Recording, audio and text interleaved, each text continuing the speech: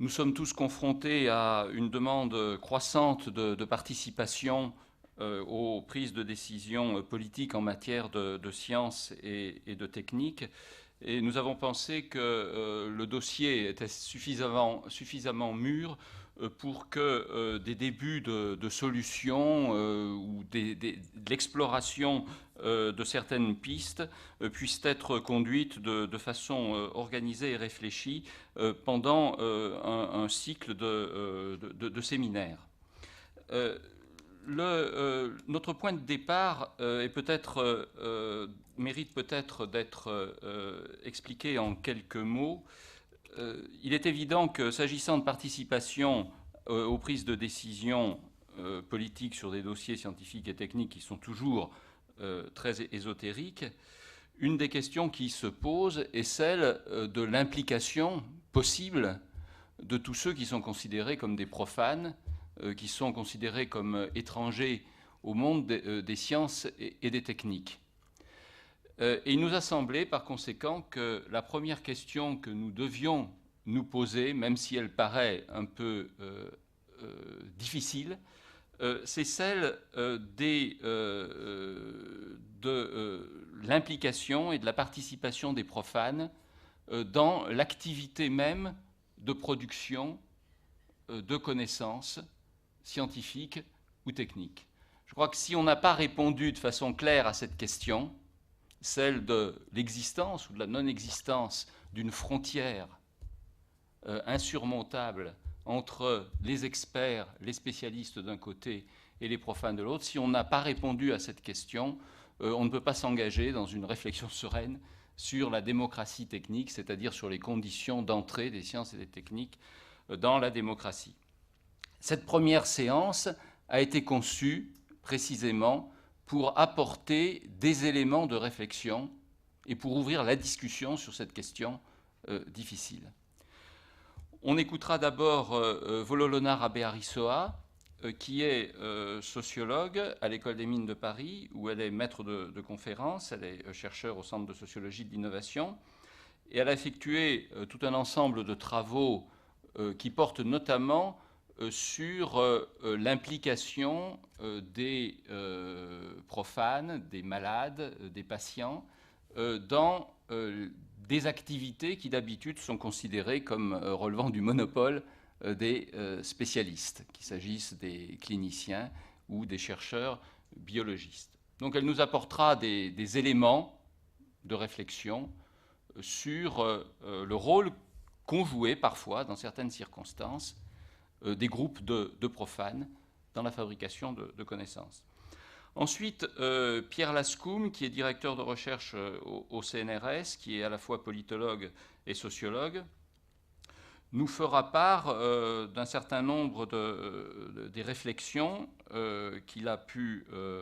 avoir sur le rôle des profanes dans la discussion et dans l'élaboration de grands projets technologiques, notamment dans le domaine de l'environnement ou dans le domaine de la mise en place d'infrastructures. Il s'agira, je pense, essentiellement d'infrastructures ferroviaires ou de projets de construction de canaux. Je dois simplement vous dire qu'il arrivera avec un peu de retard parce qu'il est il participe actuellement à une commission du CNRS et le temps de venir d'Auteuil, ça l'amènera sans doute à être un peu en retard. Donc je passe pour commencer la parole à Vololona Rabé-Arisoa qui va nous exposer quelques exemples de participation des malades ou des patients ou même de profanes, de façon plus générale, à l'élaboration de connaissances dans le domaine médical. Merci. C'est vrai que la question qui nous est posée aujourd'hui, faut-il prendre en compte les profanes dans les décisions scientifiques et techniques, et comme l'a rappelé Michel Callon, une très bonne question pour entamer une réflexion sur ce thème sciences techniques, démocratie, parce qu'au fond, elle invite à s'interroger sérieusement sur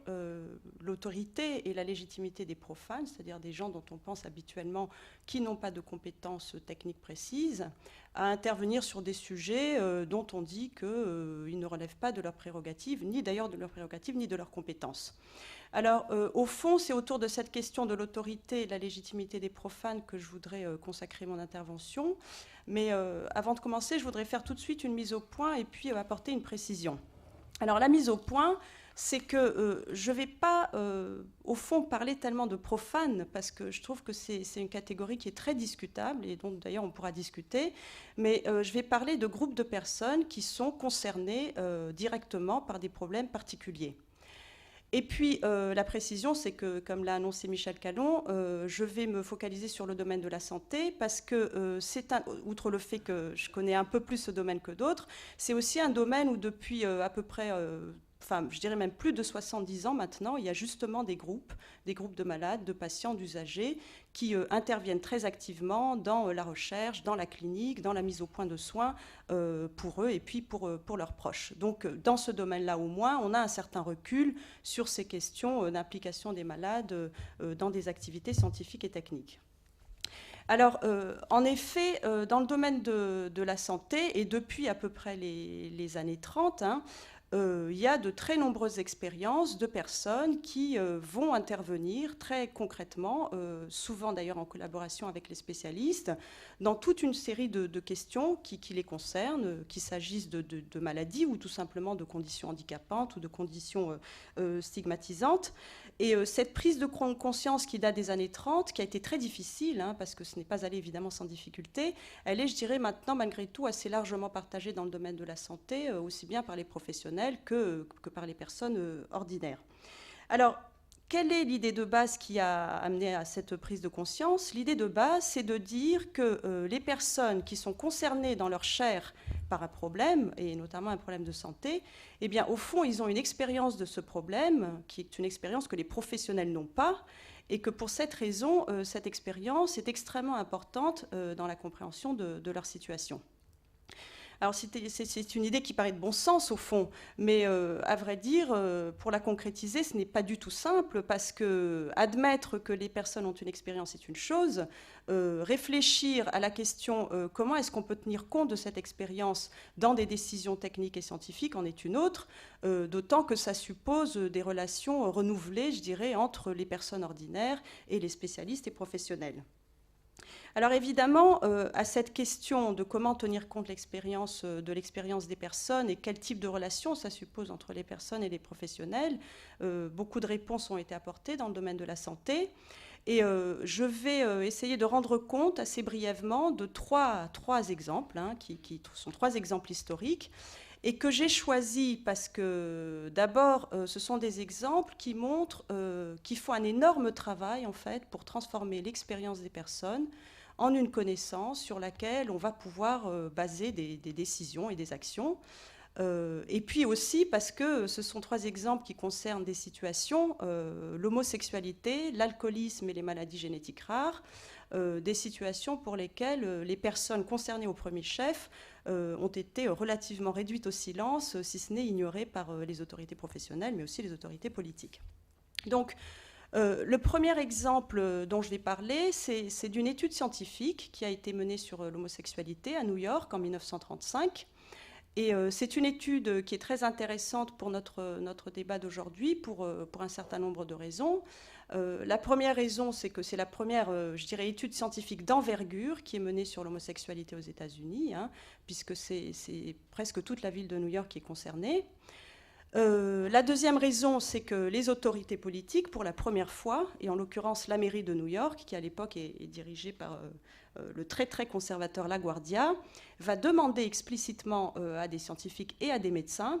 de se pencher sur les causes de la recrudescence de l'homosexualité dans la ville de New York. Donc il y a une vraie interrogation des politiques sur ce qu'ils considèrent comme un fléau, parce qu'aux États-Unis, dans les années 30, l'homosexualité est un crime. La troisième raison, c'est que c'est la première fois que des chercheurs de disciplines différentes vont être associés à une étude sur l'homosexualité. Alors, je vous donne la liste parce qu'elle est assez impressionnante. Il y a des gynécologues, des obstétriciens, des pédiatres, des chirurgiens, des radiologues, des neurologues, des urologues, des physiologistes, des anapathes, des endocrinologues, des psychiatres, des psychologues cliniciens, et il y a même un sociologue et un anthropologue.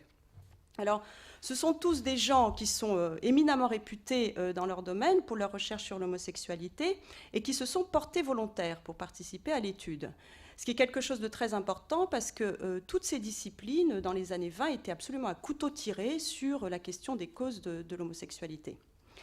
Et puis enfin, quatrième raison, et raison essentielle, me semble-t-il, pour laquelle cette étude est intéressante, c'est la première fois que des homosexuels, hommes et femmes, autodéclarés et volontaires, participent à une étude sur l'homosexualité. Alors, comment est née cette étude? C'est en fait un gynécologue très réputé qui s'appelle Dickinson qui a été à l'origine de cette étude. Et Dickinson a dans sa clientèle des patientes mariées et homosexuelles et qui lui ont dit être devenues homosexuelles du fait de l'insatisfaction qu'elles ressentaient avec leur mari. Alors, pour Dickinson, ce n'est pas une révélation, puisqu'il a dans l'idée que l'homosexualité n'est pas du tout un phénomène exceptionnel. Hein. D'ailleurs, il clamera haut et fort que ça arrive à des gens très bien. Et puis, d'autre part, parce qu'il considère très intimement que l'homosexualité, ce n'est pas une maladie, hein, ce n'est pas un état de la personne, c'est un comportement qui est sans doute dû à des tas de raisons diverses et variées, sociales, culturelles, personnelles, mais ce n'est en tous les cas pas une maladie comme on le pensait et comme on le pense parfois encore aujourd'hui. Alors, ce qui intéresse Dickinson, au fond, c'est d'essayer de comprendre les raisons pour lesquelles des personnes vont se tourner vers l'homosexualité. C'est un peu ça l'objectif des recherches qu'il mène. Alors, pour comprendre ces raisons, d'abord, il est convaincu qu'il faut arrêter les querelles de chapelle entre les spécialistes, et puis surtout, il est convaincu qu'il faut associer des homosexuels à une étude scientifique sur l'homosexualité.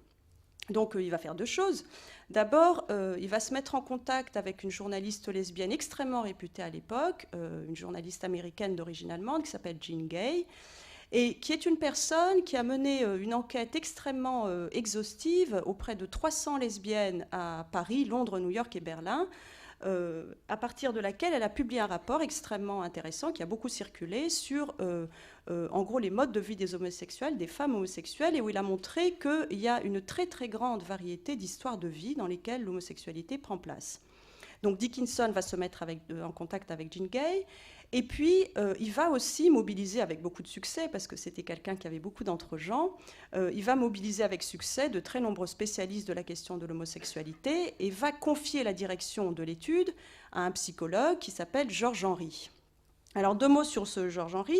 Georges Henry, c'est un psychologue très réputé, mais c'est surtout l'un des plus fervents défenseurs aux États-Unis d'une théorie relativement ouverte de l'homosexualité qu'on appelle la théorie des sexes variants.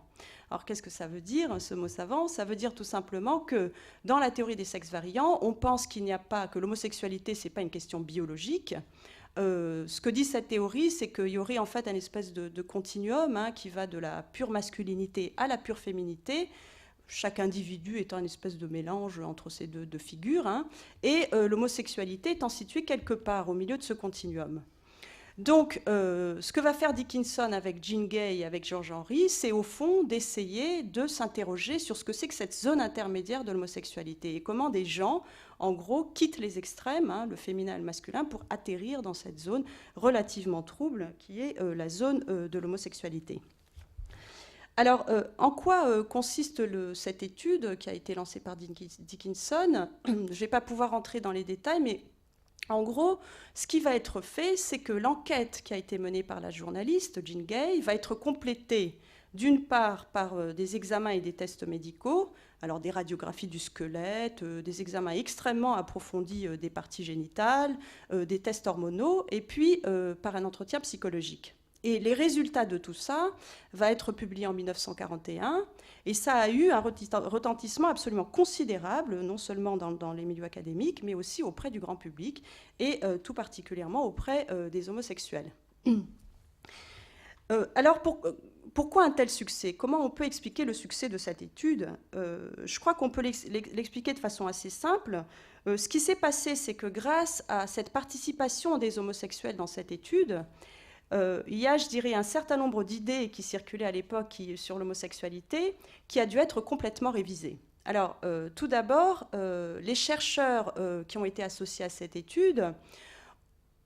je veux dire, malgré tous leurs efforts, ont dû se rendre à l'évidence que les caractéristiques physiques des personnes ne permettaient pas du tout de dresser un portrait type, ni même d'ailleurs plusieurs portraits types des homosexuels. Donc ça peut nous paraître banal aujourd'hui, mais c'est vrai qu'à l'époque, c'était complètement à contre-courant, puisqu'on pensait qu'il y avait, je dirais, une sorte de relation assez binaire entre la morphologie et le physique des gens et le fait qu'ils étaient homosexuels. Et puis, deuxième conclusion de cette étude, les entretiens psychologiques qui avaient été menés auprès des personnes homosexuelles n'ont pas non plus permis de déterminer, je dirais, des facteurs simples qui font que les gens deviennent homosexuels. Alors, chaque fois, en fait, c'est des cas très particuliers. Alors, parfois, c'est la relation avec la mère, avec le père. Parfois, c'est des accidents de la vie, si je puis dire. Ce qui fait que si chaque récit de chaque homosexuel fait bien sens, puisque c'est un récit de vie, après tout, relativement cohérent, les chercheurs n'ont pas du tout pu dégager, je dirais, un sens commun de l'ensemble des récits qui ont été collectés auprès des personnes homosexuelles. Donc tout ça, qui était quand même des grosses surprises à l'époque, tout ça ont fait que ce comité a dû énoncer cette conclusion qui était très très radicale pour l'époque, qui était de dire, au fond, il n'y a pas de phénotype homosexuel, contrairement à ce qu'on pense. C'est pour des raisons très différentes que des personnes vont se tourner vers l'homosexualité, ou plus exactement vont se soustraire au modèle hétérosexuel. Donc voilà pour ce premier exemple dont je voulais parler. Je crois que c'est un exemple qui est assez instructif par rapport à cette question de la participation des usagers, des malades, de tout ce qu'on voudra dans les prises de décision scientifiques et techniques, parce qu'il met en évidence un certain nombre de points qui me paraissaient, je dirais, des points de départ. Alors, le premier point, c'est que la participation des malades, des usagers, des profanes dans des processus de production de connaissances sur les problèmes qu'ils ont, ça a toujours un effet de découverte. Alors, ça peut paraître très, très basique, mais c'est important et c'est récurrent, c'est que chaque fois qu'on fait parler les personnes de leur expérience, les faits que rapportent ces personnes débordent toujours les connaissances que tel ou tel spécialiste ont du problème. Alors, ça ne veut pas du tout dire que les personnes ont une connaissance, je dirais, plus complète ou plus aboutie du problème dont ils souffrent. C'est tout simplement parce que je crois que l'expérience, je dirais, par constitution, elle fait en fait elle opère des connexions entre des choses qui habituellement ne sont pas reliées, qui peuvent être très différentes les unes des autres. Et ce sont ces connexions qui sont établies par l'expérience qui fait que ça produit toujours un effet de surprise, un effet de découverte. Il y a toujours de l'inattendu en quelque sorte dès lors qu'on interroge les gens sur leur expérience du fait de ces connexions qu'elles opèrent. Le deuxième point, je dirais que c'est jamais évident de faire science à partir de l'expérience des personnes. Alors, les chercheurs dont j'ai parlé tout à l'heure, qui ont mené cette étude sur l'homosexualité, l'ont appris à leur corps défendant, puisque, en fait, ils ont été complètement noyés, en fait, par les récits de vie des personnes homosexuelles, et ce n'est qu'au prix de très, très, très nombreuses contorsions, plus quelques petites interprétations sauvages, qui sont arrivées à produire quelque chose qui ressemble très vaguement à une explication du phénomène homosexuel. Et puis, troisième point, je dirais que de façon symétrique, ce n'est pas du tout évident pour les personnes elles-mêmes de faire sens de leur expérience. Ça, je crois que c'est un point vraiment important. Dans le rapport de l'étude dont je viens de parler, il y a des tas d'extraits d'entretiens avec les personnes homosexuelles où on se rend bien compte que ces personnes se posent elles aussi des questions sur leur état, sur ce qui leur arrive, entre guillemets, et sont, pour certaines d'entre elles d'ailleurs, dans une incertitude extrêmement douloureuse sur les raisons qui font qu'elles sont homosexuelles. Donc pour elles aussi, faire sens de ce qui leur arrive et faire sens de leur expérience n'est pas du tout quelque chose d'évident. On en vient donc à la question, comment est-ce qu'on peut faire sens de l'expérience? Qu'est-ce qu'on peut tirer comme compréhension d'un problème à partir de l'expérience des personnes? Alors sur cette question, les solutions possibles sont évidemment extrêmement nombreuses, mais je voudrais parler d'une solution qui a été inventée par les alcooliques anonymes, parce qu'elle a constitué, enfin au moins dans le domaine de la santé, un véritable modèle en fait pour les différents groupes d'usagers, de malades, de patients qui se sont formés à partir des années 40-50 un peu partout dans les pays occidentaux. Alors les alcooliques anonymes sont nés aux États-Unis en 1937. Et comme l'homosexualité et beaucoup d'autres choses d'ailleurs à l'époque, l'alcoolisme est considéré comme un crime. Ce qui veut dire qu'en fait, quand les gens sont pris sur le fait en état d'ébriété avancée, ils sont en général systématiquement internés et subissent des traitements psychiatriques de choc. C'était le seul traitement qui était proposé aux alcooliques aux États-Unis dans les années 30. Alors le problème, c'est que quand ces gens sortaient de l'institution psychiatrique, en général, elles rechutaient. Et au fond, c'est ce constat d'échec sur lequel les alcooliques vont s'appuyer pour critiquer l'institution psychiatrique. Une critique qui est double. D'abord, ils vont critiquer le fonctionnement de l'institution psychiatrique, qui est très centralisée, très bureaucratique, qui n'est pas du tout capable de prendre en compte en fait, des situations désespérées, locales, urgentes, etc. Et puis, une deuxième critique extrêmement sévère contre le traitement psychiatrique lui-même, qui juge complètement inefficace. Alors c'est vrai, comme je l'ai dit, qu'en général, c'est un traitement qui n'empêche pas les gens de rechuter, et les rechutes, en fait, sont souvent dramatiques, c'est-à-dire que c'est coma éthylique suivi de la mort, et en fait, dans la plupart des cas. Et puis surtout, ce que disent les alcooliques, c'est que c'est un traitement qui ignore complètement ce que ça veut dire être alcoolique, vivre alcoolique, avec toutes les conséquences dans la vie de famille, dans le travail, dans les relations sociales, les hauts et les bas, les épisodes dépressifs, tout ça, qui fait qu'en fait, ça ignore complètement cette espèce de chaos dans lequel se débat une personne alcoolique, et par rapport auquel l'idée que c'est un sujet, comme dit la psychiatrie, un sujet à qui il suffirait de restaurer un tout petit peu de volonté, paraît complètement irréaliste. Donc voilà les critiques qu'adressent les alcooliques au traitement psychiatrique, et qu'est-ce qu'ils proposent eux à la place? Ce qu'ils vont proposer à leurs semblables, c'est en fait de venir en quelque sorte raconter leurs combats, leurs espoirs, leurs difficultés, leurs parcours, leurs expériences, de manière à puiser dans le groupe, je dirais à la fois la force et aussi le soutien nécessaire pour rester sobre jour après jour, petit à petit, et cela de façon complètement anonyme quand les gens le souhaitent et aussi longtemps qu'ils le souhaitent. Alors c'est évidemment une solution qui ne marche pas à tous les coups, mais la surprise, c'est que ça a permis à suffisamment d'alcooliques désespérés de s'en sortir pour que par la suite, ça a été considéré comme une démarche thérapeutique efficace par les milieux professionnels. Alors, à quoi tient l'efficacité de cette solution proposée par les alcooliques? Sur quoi ça se base? Alors, en fait, ça se base sur deux choses. D'abord, ça se base sur des théories scientifiques qui sont émergentes à l'époque et qui sont d'ailleurs très controversées, qu'on appelle les théories de la dépendance. Alors, ce sont des théories qui disent que, en fait, ce n'est pas la personne qui, par faiblesse ou par mauvaise foi, se laisse aller à l'alcoolisme. C'est l'alcool lui-même, qui est une substance extrêmement active, qui, en quelque sorte, sur certaines personnes, et sans qu'on sache vraiment pourquoi, vont provoquer un phénomène d'aliénation et de dépendance. Alors, c'est une théorie qui est très importante pour les alcooliques anonymes parce que ça va leur permettre, en fait, de proposer un principe thérapeutique qui est complètement à l'opposé du traitement psychiatrique. C'est-à-dire que ce qu'ils vont proposer, c'est un principe thérapeutique qu'ils appellent le principe de la sobriété, et qui consiste à dire que, bien sûr, la volonté de s'en sortir et tout ça, le blabla psychiatrique est important, il faut que les gens aient envie, mais ça ne suffit absolument pas. Ce qu'il faut faire, c'est essayer à chaque seconde, à chaque minute, à chaque heure, à chaque jour, de ne pas avoir de contact avec l'alcool, c'est-à-dire avec la substance fautive. Alors évidemment, je dirais c'est plus facile à dire qu'à faire.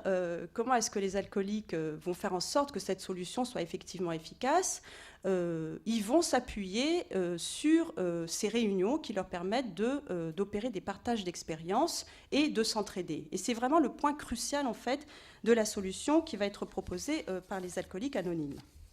Alors cette idée de partage d'expériences et d'entraide est née en fait de la rencontre complètement fortuite entre deux alcooliques invétérés qui s'appellent Bob Smith et Bill Willison, qui se sont rencontrés en 1935.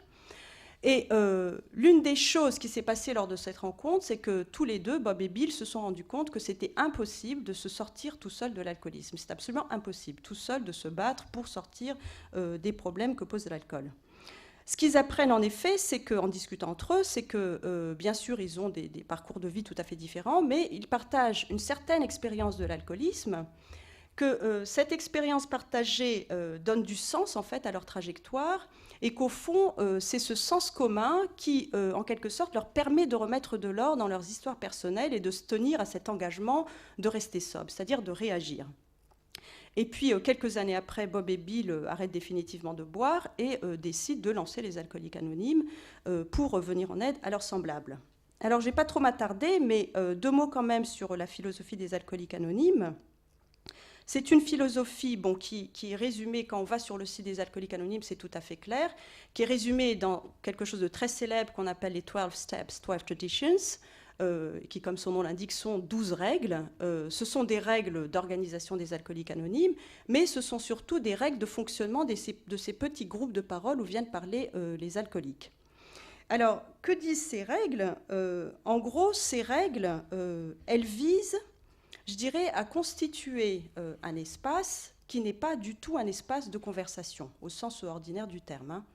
Ce que visent ces règles, c'est de constituer un espace où chacun a tout le loisir de se raconter, c'est-à-dire de raconter ses problèmes avec l'alcool. Et il y a toute une série de règles de gestion de cet espace qui ont été mises en place. Chacun parle à tour de rôle, ce qui est une bonne chose. On n'interrompt pas quelqu'un qui parle. On ne commente pas son expérience. On n'émet pas de jugement. On n'émet pas d'interprétation de quelque nature que ce soit. Et au fond, ce qu'essaie de créer cet espace, c'est en quelque sorte d'aider les gens à apprendre à se raconter, à apprendre à raconter leur expérience avec l'alcoolisme, ce qui n'est pas du tout évident après tout, et apprendre aussi à écouter les histoires des autres et à s'en imprégner. Et c'est seulement une fois que tout le monde a raconté son histoire que le groupe dresse une sorte de récapitulatif des problèmes qui ont été évoqués, des solutions, des petites solutions, des petits trucs que les gens ont expérimentés pour mettre l'alcool à distance. Et puis après, chacun repart, il fait ce qu'il veut de ce qu'il a appris, puisque c'est la règle de base des Alcooliques Anonymes. Mais en fait, la plupart du temps, les gens reviennent, et ils reviennent parce qu'ils constatent, et ils l'ont dit, que ce travail collectif d'apprentissage de ce que c'est l'alcoolique au travers de ce que vivent les semblables est un moyen extrêmement puissant pour mettre de l'ordre dans sa vie personnelle et pour se tenir à des engagements. Et au fond, tous les spécialistes qui ont étudié les alcooliques anonymes, parce que c'est extrêmement étudié, ont beaucoup insisté sur ce mécanisme de partage d'expériences et de constitution de sens commun dans lequel, au fond, réside l'efficacité de la démarche proposée par les alcooliques anonymes. Alors, on pourrait encore en dire des tas de choses, mais je vais m'arrêter là pour ce deuxième exemple, pour en tirer quelques enseignements. Le premier enseignement, c'est que ce que montrent en tout cas les alcooliques anonymes, je crois, c'est que faire s'exprimer les gens sur ce qu'ils vivent, enfin sur l'expérience qu'ils ont d'un problème, en tirer, je dirais, un sens commun, une compréhension partagée, ce n'est pas du tout évident. Ça ne va pas du tout de soi, ce n'est absolument pas naturel. Pour ça, il faut en fait se donner des outils, il faut se donner des procédures pour faire sortir en quelque sorte des expériences, pour ensuite les capitaliser, pour les comparer, pour les discuter, pour les faire circuler. Et ça, ça a été vraiment quelque chose de très important. Les alcooliques anonymes ont été absolument pionniers dans ce domaine, puisque les outils qu'ils ont mis en place, ces fameuses règles des groupes de parole, ont été ensuite repris comme l'un des modes privilégiés de production de ce qu'on appelle maintenant des connaissances expérientielles, c'est-à-dire des connaissances basées sur l'expérience. Le deuxième enseignement qu'on peut tirer de cet exemple des alcooliques anonymes, c'est que ces connaissances expérientielles sont des connaissances très opératoires. C'est-à-dire qu'on peut, sur la base de ces connaissances, trouver des solutions aux problèmes considérés et qui sont en général des solutions qu'on n'aurait pas pu envisager sur la seule base des connaissances savantes. Et du reste, comme je l'ai dit tout à l'heure, les professionnels, non seulement ont vraiment reconnu que l'expérience des alcooliques apprenait des choses sur ce que c'est l'alcoolisme, mais en plus, ils ont été convaincus par la pertinence de cette démarche thérapeutique proposée par les alcooliques sur la base de leur expérience.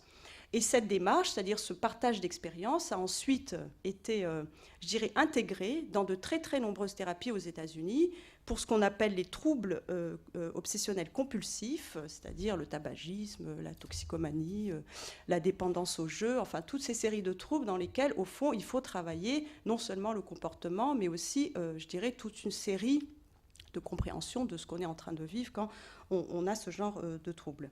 Et puis, troisième enseignement, je dirais qu'à partir du moment où on accepte l'idée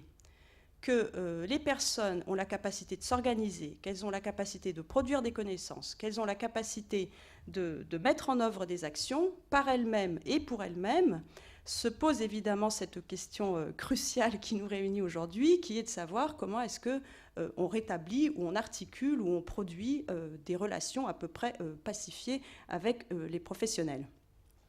Alors, à cette question, qui est une question absolument fondamentale, au moins dans l'histoire de la médecine, de la santé, de très très nombreuses réponses ont été apportées.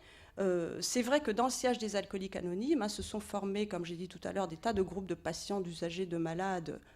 qui ont mis au cœur de leur travail cette question du rapport avec les professionnels. Alors certains étaient en conflit ouvert avec les professionnels, d'autres, beaucoup plus nombreux d'ailleurs que ce qu'on croit, ont au contraire collaboré avec les professionnels. Et je dirais que l'aboutissement de cette très longue histoire dans le domaine de la santé, ça a été l'émergence, il y a à peu près 15-20 ans maintenant, d'un modèle assez intéressant, de configuration assez intéressante, dans lesquelles les usagers, les malades, sont des véritables, je dirais, partenaires des professionnels, mais aussi des décideurs politiques. Et je voudrais, pour terminer mon intervention,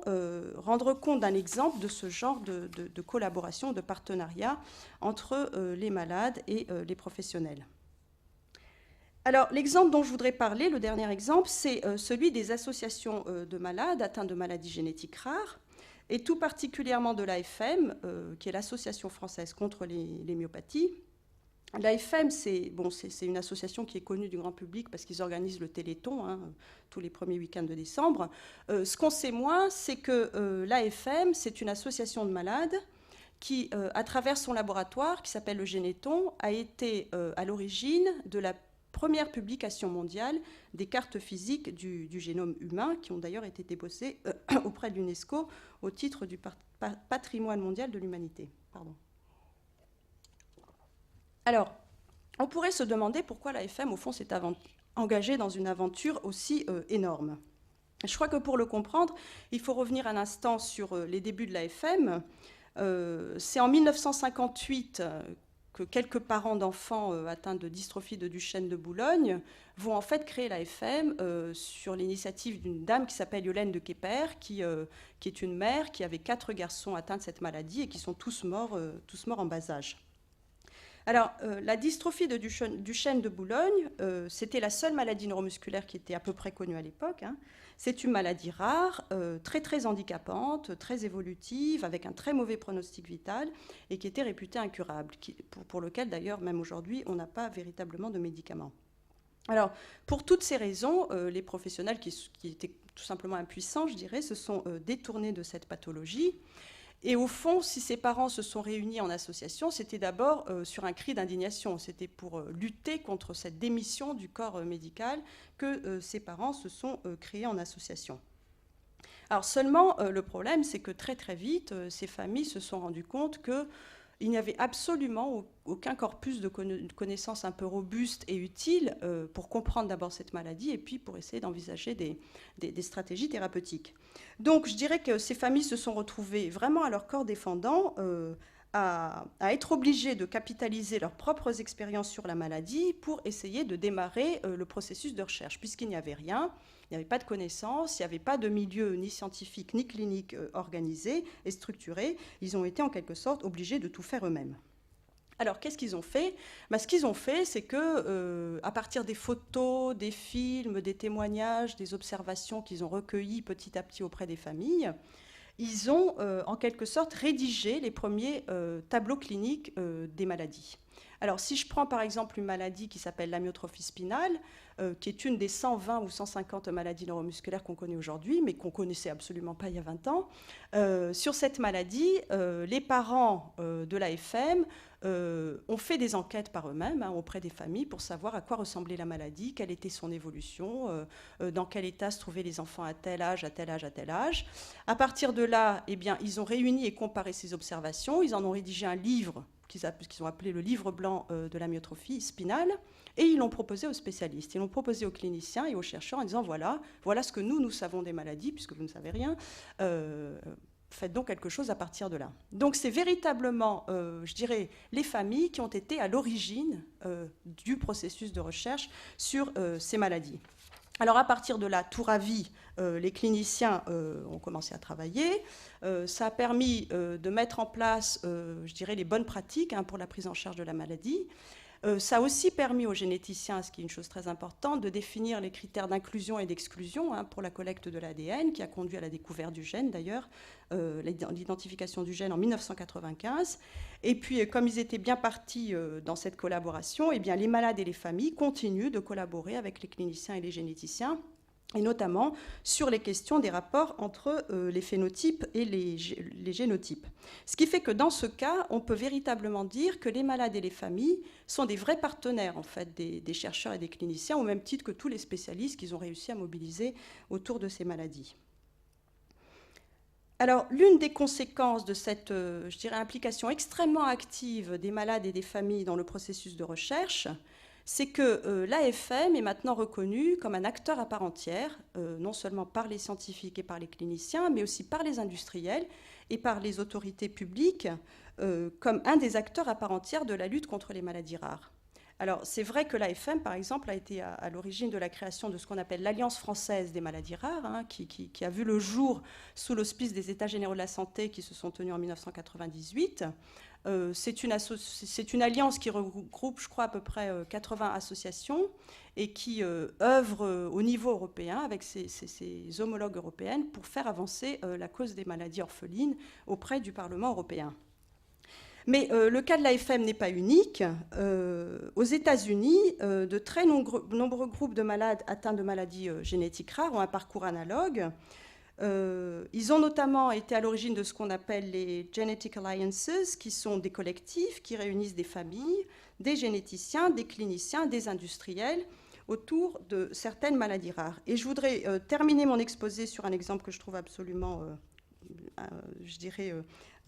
illustratif de ce mouvement. C'est l'exemple d'une alliance autour d'une maladie rare qui s'appelle le PIXI. Alors, comme dans l'histoire de l'AFM, en fait, ce sont des parents d'un enfant qui sont atteints de cette maladie qui ont été à l'origine de toute l'affaire. Alors non seulement ils ont fait un lobbying très très actif auprès du Congrès pour que le PIXI fasse l'objet de recherches scientifiques, mais comme les parents, les familles de l'AFM, ils ont participé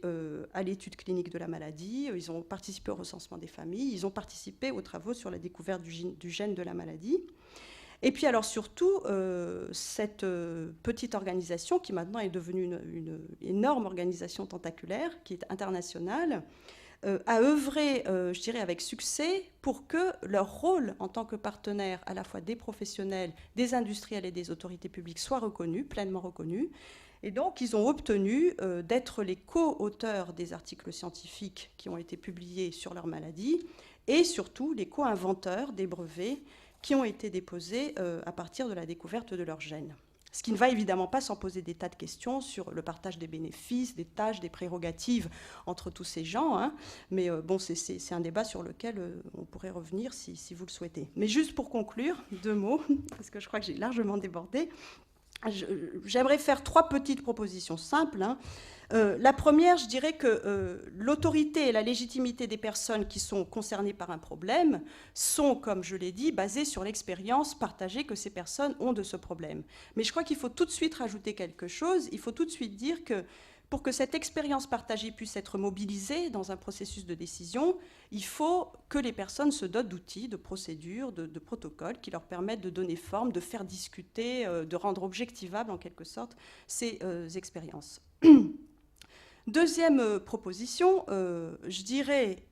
qu'il n'y a pas d'incompatibilité a priori entre ce qu'on appelle des connaissances expérientielles et des connaissances savantes, quoi qu'on en dise. La plupart du temps d'ailleurs, et dans toutes les histoires qui sont racontées dans le domaine de la santé, il y a toujours des connexions, mais des connexions très partielles, très évolutives, temporaires, entre ce qu'on appelle des connaissances expérientielles et des connaissances savantes. Et c'est justement ces connexions partielles qui permettent d'ouvrir des nouveaux espaces d'investigation sur les maladies ou sur toute autre sorte de problème. Et puis, dernière proposition, je dirais que l'enjeu politique de tout ceci est évidemment considérable, puisque c'est bien l'émergence de nouvelles identités collectives, hein, de nouveaux groupes sociaux dont il est question ici. Et pour terminer, je dirais que ce qui est frappant dans tous les exemples que j'ai pu étudier dans le domaine de la santé, c'est que la nature de ces identités collectives nouvelles dépendent de façon cruciale des corpus de connaissances que les gens mobilisent pour se constituer en groupe.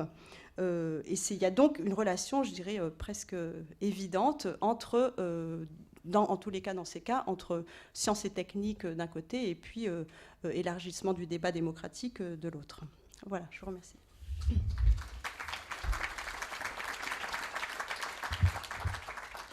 Merci beaucoup, Vololona. Je crois que maintenant, nous voyons les questions de façon peut-être un tout petit peu plus claire. Il ne s'agit pas de parler de profane de façon très générale, mais plutôt de mettre en scène des groupes qui sont concernés par des problèmes et des groupes qui, parce qu'ils sont concernés, sont capables de se mobiliser à condition que des règles et des procédures soient mises en œuvre pour produire des connaissances et coproduire des connaissances avec les professionnels. Nous allons voir maintenant sur un terrain complètement différent l'importance de ces groupes concernés et le rôle qu'ils peuvent jouer non seulement dans l'accumulation des connaissances, dans la capitalisation des connaissances, mais également dans le processus de décision lui-même qu'ils viennent enrichir. Donc Pierre Lascoum nous rejoint, nous sommes tous soulagés, va en 25 minutes nous faire part de ses réflexions sur le sujet, et puis ensuite nous attaquerons la discussion et le débat avec la salle. Excusez-moi, les obligations professionnelles plus les problèmes de transport public se sont combinés, mais je pense que je connais assez bien le travail de Vololona pour me situer en continuité. Peut-être je partirai de ce qu'elle a, enfin d'un de ces éléments de conclusion qui montre à travers les exemples de la santé à quel point cette barrière qui semblait complètement infranchissable entre les détenants d'un savoir qui pendant longtemps était presque magique, qui était le savoir médical, et puis d'autre part ce qui était on peut dire les destinataires de ce savoir-là, les patients. Vous savez que patient, étymologiquement, ça renvoie à celui qui souffre. Et on voyait bien donc ce rapport hiérarchique et ce rapport de dépendance qui existait pendant très longtemps, qui existe encore beaucoup, dans les rapports entre médecins et patients. Mais surtout, ce qui est intéressant de voir, c'est comment deux positions qui semblaient complètement asymétriques, voire antagonistes, ont pu, à travers un certain nombre justement d'expériences, de pratiques, se rapprocher ou du moins interagir les unes avec les autres. Et donc moi, je me situerai dans le même fil en prenant d'autres exemples, puisque mon domaine d'observation et d'un peu de connaissance maintenant est celui des politiques environnementales, entendues au sens très large, c'est-à-dire ce qui concerne aussi bien les questions liées à la protection des éléments naturels, tous les débats qu'il y a par exemple autour des OGM, les questions également portant sur des risques technologiques, on peut dire majeurs, la présence dans certains lieux de sites industriels susceptibles de générer des accidents ou de créer on peut dire, des pollutions diffuses à plus ou moins long terme. Et également la question des effets de grands chantiers d'aménagement du territoire. Les problèmes posés par surtout les grands tracés de TGV ont été, dans beaucoup de pays, des révélateurs d'un certain nombre de problèmes. Dans un travail commun que nous avons fait avec Michel Callon et Yannick Barth, ce qui nous a intéressé était de mettre en évidence la façon dont un certain nombre de mobilisations sociales, on est aussi très proche des mouvements sociaux, même s'ils sont souvent moins stables, comment un certain nombre de mobilisations sociales sont parvenues à modifier les processus ou les démarches aussi bien de production de connaissances que de prise de décision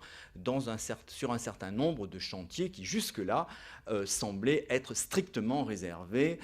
aux ingénieurs des mines, aux polytechniciens et donc à tous les détenteurs, disons, d'un domaine de compétences techniques très précis. Et ce qui nous a finalement, pour faire une comparaison, je pense que vous saisirez bien, on peut dire que les démocraties, disons, occidentales, depuis 2 siècles au moins, vivent sur la base de 2 grandes délégations, la délégation au pouvoir politique via le vote et la délégation au pouvoir scientifique qui n'est jamais nommée de la sorte, mais qui pourtant fonctionne bien de la même façon, à cette seule réserve près qu'il n'y a jamais de termes électoraux et que donc les scientifiques sont exceptionnellement amenés à rendre des comptes sur leur prise de décision et à voir éventuellement leur rôle remis directement en question. Donc c'est les problèmes posés par cette double délégation aux politiques et aux scientifiques qui nous a retenus. Alors, pour aller vite, on peut dire que ce qui caractérise certainement peut-être les 50 dernières années, c'est comment, en ce qui concerne la délégation politique, à quel point elle a bougé. Nous n'avons plus aujourd'hui comme rapport aux institutions politiques, même aux hommes politiques, le type de rapport très révérencieux qu'avaient les générations antérieures. Toute une série de procédures, par exemple tout le développement des contentieux en matière administrative, ont montré comment progressivement les citoyens ont acquis, voire conquis, le droit de remettre en question des décisions qui pourtant étaient toujours justifiées au nom de l'intérêt général devant les tribunaux administratifs et comment, souvent de façon minoritaire, mais comment quand même, dans un certain nombre de situations, disons des intérêts collectifs de citoyens ont pu être reconnus contre des décisions qui jusque-là semblaient absolument immuables. Pour prendre un exemple beaucoup plus, très récent, c'est peut-être une étape importante. Au printemps dernier a été adoptée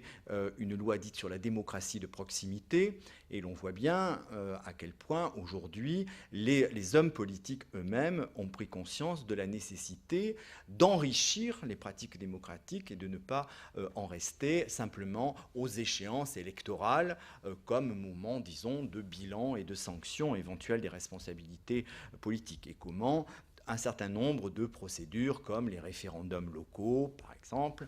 ou différents types d'activités ont pour but d'augmenter la participation continue, on rêve un peu, mais enfin,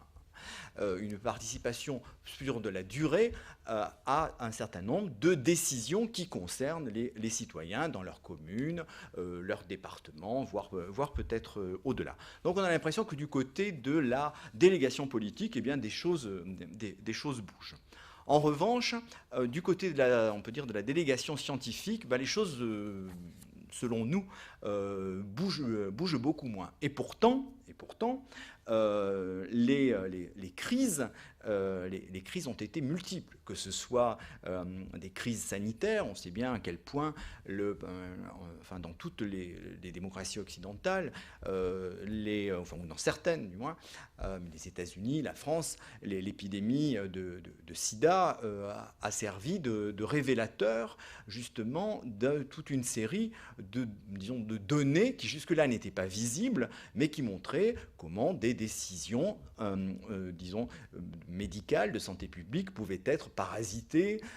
par des jeux d'influence économique, comment on a pu voir, par exemple, dans le domaine de l'ESB,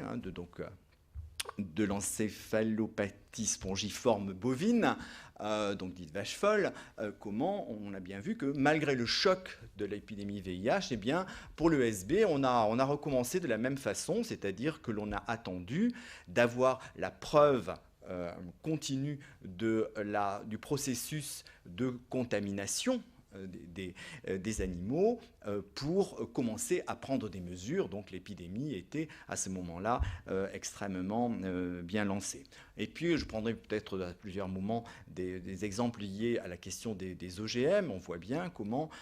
cette question-là a pris de l'ampleur en Europe, plus qu'elle n'en a eu par exemple aux États-Unis, et où l'on voit bien que dans ce cas-là, disons, des attitudes autour de la précaution, c'est-à-dire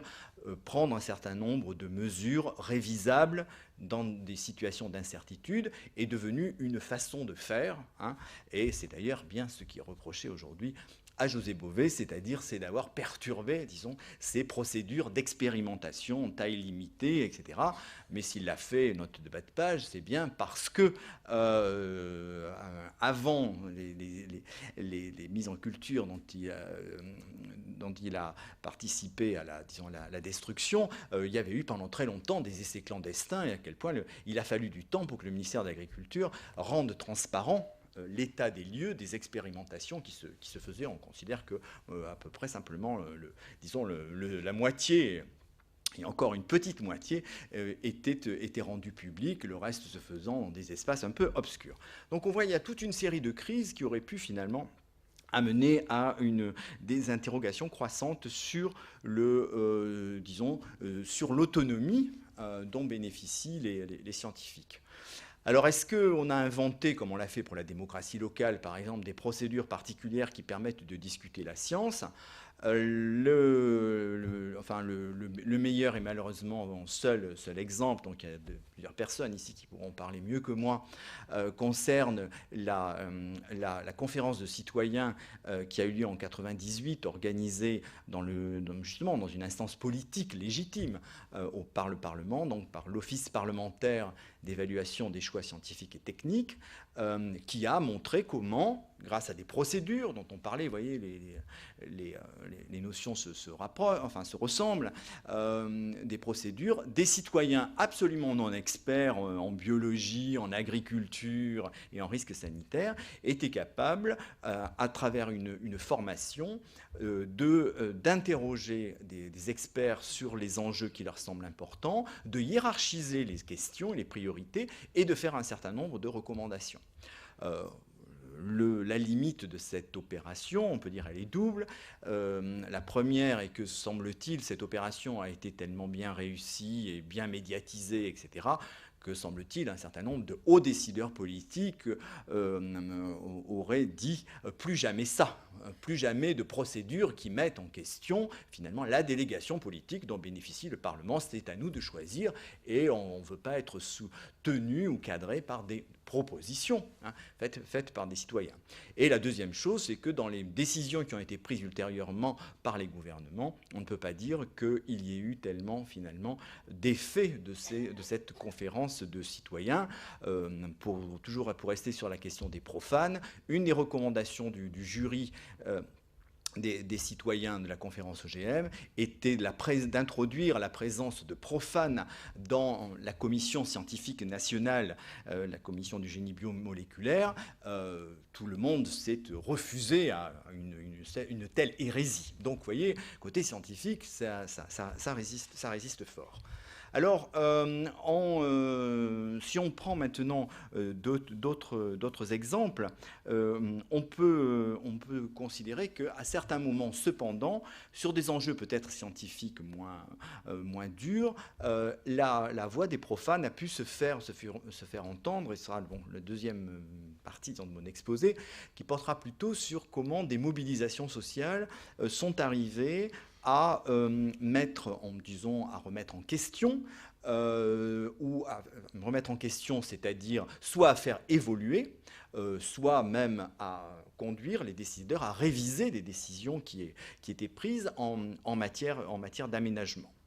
Donc les deux exemples sur lesquels je m'appuierai à titre principal se déroulent, et c'est d'ailleurs tout à fait intéressant, puisqu'ils se produisent de façon complètement inattendue, l'un et l'autre, disons, dans le premier semestre de l'année 1989, où première crise autour du tracé du TGV Sud-Est, quand des maires, donc des petites communes de la région autour de Valence, Avignon, etc., préparant les plans de lutte contre l'incendie, puisque les années précédentes, il y avait eu beaucoup d'incendies dans cette région, préparant les plans de lutte anti-incendie, voient soudain, on peut dire, débarquer des nouvelles cartes indiquant tous les accès, vous voyez, genre carte d'état-major, très très détaillée, de nouvelles cartes sur lesquelles figure en pointillé une sorte comme ça de chemin un peu mystérieux, une voie lactée, mais d'assez grand format, dont ils n'avaient jamais entendu parler, et innocemment, puisqu'on n'est pas là pour parler transport, on est là pour parler incendie, on leur dit, par la délégation de l'équipement, qu'il s'agit du tracé du futur TGV Sud-Est. Donc, première réaction, on peut dire extrêmement violente, quand ils découvrent le tracé. Et la mobilisation prend une ampleur très particulière quand, et c'est quelque chose qui a été beaucoup, je pense, enfin, disons peut-être oublié ou pas assez entendu, quand ces élus des petites communes découvrent que le conseil régional de PACA était, lui, informé de ce projet depuis 2 ans et était en négociation directe avec le ministère de l'Équipement, avec la SNCF, etc., et qu'il n'avait absolument pas fait passer, donc il avait capté cette information, et qu'il n'avait absolument, évidemment, par crainte des réactions, fait passer l'information. Et que cette question-là, du rapport finalement aux politiques, disons, de rang intermédiaire, a certainement été un facteur, on peut dire, de stimulation du conflit, au moins aussi important que ce dont on a parlé, qui est, vous savez, ce syndrome NIMBY, hein, tous ces gens qui ne voudraient pas, parce qu'ils veulent jouir d'un beau paysage, ils préféreraient que le tracé du TGV passe de l'autre côté de la colline ou ailleurs que près de leur village. Donc c'est une sorte de revendication égoïste. Je pense que donc ce conflit-là a servi de révélateur, on peut dire, à 2 choses. C'était d'une part que nous étions quand même donc en 1989 que un grand projet qui jusque-là, ce type de projet n'avait jamais posé de problème, tout d'un coup pouvait être contesté par la base, par des personnes directement concernées, hein, et que, bien sûr, l'intérêt, on peut dire l'intérêt national, tel que le concevaient les ingénieurs de la SNCF et de l'équipement, qui ne voyaient évidemment pas à mal, tout d'un coup se trouve déstabilisé par cette situation. Et d'ailleurs, la SNCF perdra des sommes assez considérables par les retards que prendront les travaux, puisqu'on peut considérer qu'il y a bien eu au moins entre 2 et 3 ans de retard, mais pendant ce temps, disons, le compteur tournait, puisque les contrats étaient signés. Le deuxième événement, qui est d'une nature un peu différente, mais qui peut servir de révélateur de la même chose, enfin, du même type de situation, et ce qui se déroule donc quelques mois plus tard autour du choix d'un site, à l'époque, disait-on, d'enfouissement des déchets nucléaires. Puisque depuis, les scientifiques considèrent que depuis les années au moins 70, que la solution technique disons, à l'élimination des déchets nucléaires était trouvée, qu'il fallait les confiner dans des couches profondes. On hésitait encore, où il fallait essayer entre l'argile et le granit, je pense. Mais c'était cette solution qui prévalait dans la communauté internationale qui avait traité cette question. Donc, en France, des sites sont trouvés qui correspondent à cela. Et un peu de la même façon que les maires ont découvert le tracé du TGV, de la même façon, un certain nombre de maires ont découvert à un moment donné, appelés à la préfecture, qu'ils allaient, on peut dire, bénéficier d'un site d'enfouissement et qu'il y aurait des mesures d'accompagnement, essentiellement financières, d'aide au développement communal qui devaient, disons, faciliter l'acceptabilité de ces projets. Ce n'est que les choses, là non plus, ne se sont pas passées comme cela se passait précédemment, et qu'il y a eu localement de très fortes mobilisations qui ont d'abord été locales, puis qui se sont étendues à tel point que le gouvernement Rocard en 90 a prononcé un moratoire sur la question des déchets nucléaires, que le Parlement a été saisi et qu'il y a eu d'ailleurs une mobilisation politique tout à fait intéressante, donc particulièrement bien étudiée par notre collègue Yannick Barth, sur le fait qu'il y a eu ce qu'il a appelé une mise en politique du nucléaire, puisque comme vous le savez, la France, grand état de droit, n'a quand même pas de loi sur le nucléaire. Donc c'est à propos des déchets en 1991 que finalement il y a eu une loi sur le nucléaire qui en plus est une loi intéressante puisque c'est ce qu'on appelle une loi expérimentale qui se donne un délai de temps qui est de 15 ans je crois pour mener un certain nombre d'investigations complémentaires et donc ne pas décider tout de suite, expérimenter différentes solutions, les confronter et le Parlement envisage de traiter cela plus tard. Alors, pour conclure, qu'est-ce qu'on peut tirer aussi, disons, transversalement de ces deux grands types de situations où l'on voit bien comment une mobilisation sociale complètement inattendue, vous voyez, c'est pas les Verts, c'est pas Greenpeace, etc. C'est pas les méchants. Bon, c'est vraiment des personnes directement concernées qui sont arrivées à construire une cause suffisamment forte qu'elle a conduit à un certain nombre de modifications sur le TGV Sud-Est et finalement suspendu les solutions techniques d'enfouissement. La première chose que j'aimerais que vous reteniez, finalement, parce que souvent on retient des formules, c'est que je pense dans la mentalité française, peut-être souvent dans la mentalité latine, quand on emploie le mot controverse, on a souvent une réaction négative. On a une image négative des controverses. Les controverses, c'est du temps perdu. Ce sont des moments où les positions des uns et des autres se caricaturent, se figent. C'est une façon de ne pas traiter les vrais problèmes, etc. Donc vous voyez toutes ces expressions négatives autour de entretenir la controverse, etc. Notre position est, on peut dire, radicalement différente. Je dis la nôtre puisque Michel et Yannick Barth sont tout à fait en phase avec cela. Considère qu'au contraire, face à des situations marquées d'incertitude scientifique et technique, mais ça pourrait être aussi des situations marquées d'incertitude sociale. On le voit bien aujourd'hui sur comment trancher sur le financement de la sécurité sociale, comment trancher sur le financement des retraites, comment, par rapport aux derniers rapports qui viennent de sortir sur les questions les rapports entre emploi et immigration, on voit bien, c'est des situations sur lesquelles personne n'est capable de dire quelle sera la situation dans 10 ans, dans 20 ans et dans 50 ans. Donc comment, finalement, que faire? Est-ce qu'on attend et sinon on agit, comment le fait-on? Donc l'idée, c'est que ces controverses socio-techniques peuvent s'appliquer aussi, on peut dire, à des controverses sociales. Que d'une part, pour nous, une controverse tire, on peut dire, sa première valeur du fait qu'elle est, on peut dire, un moment d'exploration de deux choses, d'exploration, on peut dire, pour reprendre l'expression, des personnes concernées, des acteurs concernés, et d'autre part, d'exploration des dimensions de l'enjeu. Quand on regarde les prises de décision classiques, ou la façon dont les sujets sont traités habituellement, ces questions ne se posent pas. C'est-à-dire que le décideur, la plupart du temps, le gouvernant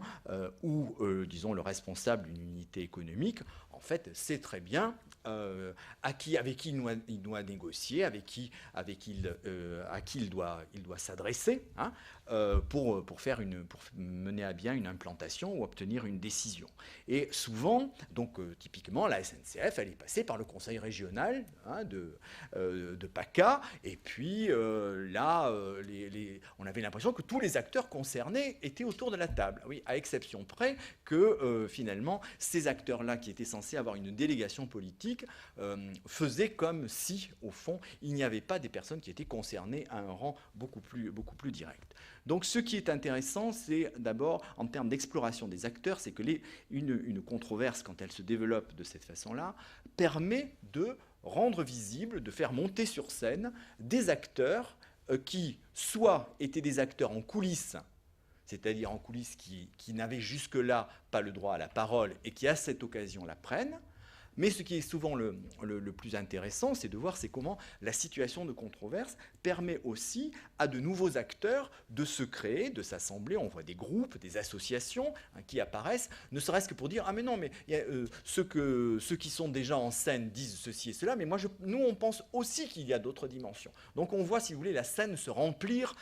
d'acteurs qui émettent des points de vue qui finalement ne sont pas forcément plus aberrants les uns que les autres. La deuxième dimension de l'exploration, c'est que la controverse, quand elle se déploie, permet, on peut dire, de sortir d'une vision souvent assez réductrice, je dis ça en étant réducteur moi-même, assez schématique des enjeux d'une situation. Il y a l'idée qu'un problème, une solution. Le problème, c'était comment rallier Paris, Marseille et puis Nice dans le délai le plus court. Tel était le problème. La controverse a montré que, oui, enfin, on pouvait rallier Paris-Marseille, mais que le temps le plus court, c'était peut-être pas l'objectif unique quand il y a l'avion, et que deuxièmement, pour les gens très pressés, et que deuxièmement, toute une série de dimensions n'avait pas été traitée ou n'avait pas été perçue, ne serait-ce que l'impact sur, justement, territorial. Un de nos collègues, qui s'appelle Jacques Lolive, a une très jolie expression, il parle toujours de la myopie des aménageurs sur les conséquences territoriales de leurs projets. Et c'est vrai que je pense qu'on a tort de réduire cela au phénomène dont je parlais tout à l'heure, le phénomène NIMBY, c'est-à-dire des gens qui n'auraient qu'un intérêt égoïste, qui voudraient protéger leur bout de jardin. Je crois que les problèmes sont beaucoup plus profonds, les attitudes sont beaucoup plus profondes, et que c'est souvent une relation à l'espace, au territoire, à leur histoire, que finalement les acteurs sociaux rappellent quand ils se mobilisent par rapport à tel ou tel projet. Autre exemple que l'on peut donner sur les EGM, on a bien vu que pendant longtemps, ce que l'on lisait, c'est qu'en gros, ce qui se lit toujours d'ailleurs, c'est que les EGM, c'était bien parce que ça allait permettre d'améliorer la productivité, d'utiliser moins de pesticides, et que ça allait permettre de produire une alimentation pour des pays qui sont en manque nutritif caractérisé. Or, le développement de la controverse a quand même montré qu'il n'y avait pas que cette dimension-là, et que la question des effets de la présence de substances OGM sur le milieu naturel dans lequel ils se trouvent, les effets de diffusion, n'étaient pas connus. Pas capable de dire dans quel sens ça devait aller, et que également toute une série d'autres dimensions devaient être prises en compte, l'impact éventuel sur la santé humaine, et puis également la question du fonctionnement du système de consommation. Est-ce que sur les rayons de nos supermarchés, nous aurons désormais le choix entre, d'un côté, des produits avec OGM et des produits sans OGM? Est-ce que la traçabilité, la lisibilité sera ou non assurée, etc. Donc on voit bien que face à une seule dimension, d'autres peuvent être développées. La deuxième grande fonction des controverses, on peut dire, c'est de produire des situations d'apprentissage, c'est-à-dire des situations dans lesquelles, et je pense que Volona a donné des exemples excellents avec aussi bien les alcooliques anonymes que les myopathes, comment finalement il n'y a pas d'un côté dans la société des gens qui sont détenteurs du savoir et d'autres qui seraient dans une sorte d'ignorance, de manque d'information ou d'incapacité de raisonnement, mais comment au contraire, dans la société, il y a des savoirs multiples qui ont des fondements différents, et que les échanges entre ces savoirs différents sont beaucoup plus productifs que quand c'est les uns qui essaient de disqualifier les autres. Et le deuxième type d'apprentissage que l'on peut voir, c'est comment, finalement, dans le travail de groupe, des conférences de citoyens ou toute une série de structures de concertation, on voit comment aussi les positions des acteurs qui étaient éventuellement les plus antagonistes peuvent se retrouver. Tous les ingénieurs de la DDE ne sont pas des productivistes forcenés. Tous les membres d'une association écologiste ne sont pas des défenseurs maladifs du retour à la bougie, etc. Donc sortons des stéréotypes et voyons comment finalement les attitudes réciproques peuvent se compléter. Enfin, je dirais que ce qui est l'intérêt aussi d'une controverse, c'est qu'elle permet de stabiliser, on peut dire même ne serait-ce que provisoirement, un dossier, un enjeu, c'est-à-dire qu'une quantité importante d'acteurs différents, porteurs de points de vue différents, ne se sont pas accordés sur un consensus. Je pense que nous ne croyons pas au consensus, c'est une grande illusion, mais s'accordent temporairement sur un certain état des lieux, sur une certaine, on peut dire, conception de l'état du monde, des projets possibles, et sont prêts à s'accorder sur des observations, une façon de surveiller ce qui se passe. Donc ce qui nous semble le plus intéressant et le plus important dans le rôle de dans la participation des profanes, c'est comment donc elles peuvent, comment cet engagement peut enrichir les connaissances et également peuvent d'un certain côté faire des démonstrations concrètes que l'enrichissement de la démocratie passe par des situations vécues de ce type-là et que ceux qui on l'a vu fonctionner sur des enjeux scientifiques ou techniques peut aussi être mis à l'épreuve sur des enjeux sociaux marqués de forte incertitude. Merci Pierre pour cet exposé.